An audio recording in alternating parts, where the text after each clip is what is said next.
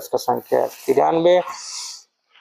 हिंदी साहित्य के प्रथम इतिहास लेखक हैं गारसा दत्तासी, शिव सिंह सेंगर, मिश्र बंधु, रामचंद्र शुक्ल। हिंदी साहित्य के प्रथम इतिहास लेखक हैं गारसा दत्तासी, इसलिए विकल्प ए गारसा दत्तासी सही है।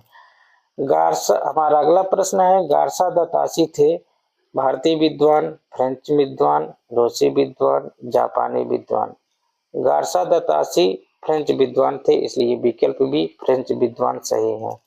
हमारा अगला प्रश्न है, शिव सिंह सरोज के लेखक हैं ग्रियर्सन, रामचंद्र शुक्ल, शिव सिंह सेंगर, नगेंद्र। शिव सिंह सरोज के लेखक हैं शिव सिंह सेंगर, इसलिए विकल्प सी शिव सिंह सेंगर सही है।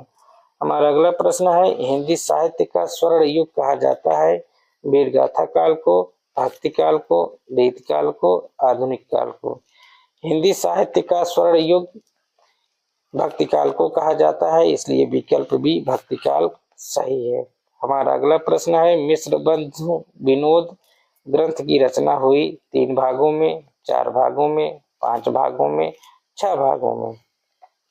मिश्र बंधु विनोद ग्रंथ की रचना 4 भागों में हुई है, इसलिए विकल्प बी 4 भागों में सही है। हमारा अगला प्रश्न है, रामचंद्र शुक्ल ने रीत काल के कवियों का परिचय देने के लिए किस ग्रंथ का आश्रय लिया? शिव सिंह सरोज, हिंदी साहित्य की भूमिका, मिश्र बंधु विनोद, कविता कौमुदी। रामचंद्र शुक्ल ने रीत काल के कवियों का परिचय देने के लिए मिश्र बंधु विनोद ग्रंथ का आश्रय लिया है, इसलिए विकल्प सी मिश्र बंधु विनोद सही है। हमारा अगला प्रश्न है, हिंदी रामचंद्र शुक्ल का इतिहास ग्रंथ लिखा गया सन 1929 ईस्वी, सन 1930 ईस्वी, सन 1931 ईस्वी, सन 1932 ईस्वी।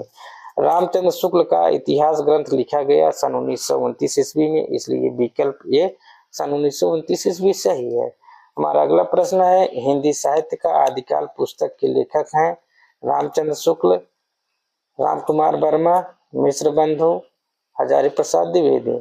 हिंदी साहित्य का आदिकाल पुस्तक के लेखक हैं हजारी प्रसाद द्विवेदी, इसलिए विकल्प डी हजारी प्रसाद द्विवेदी सही है।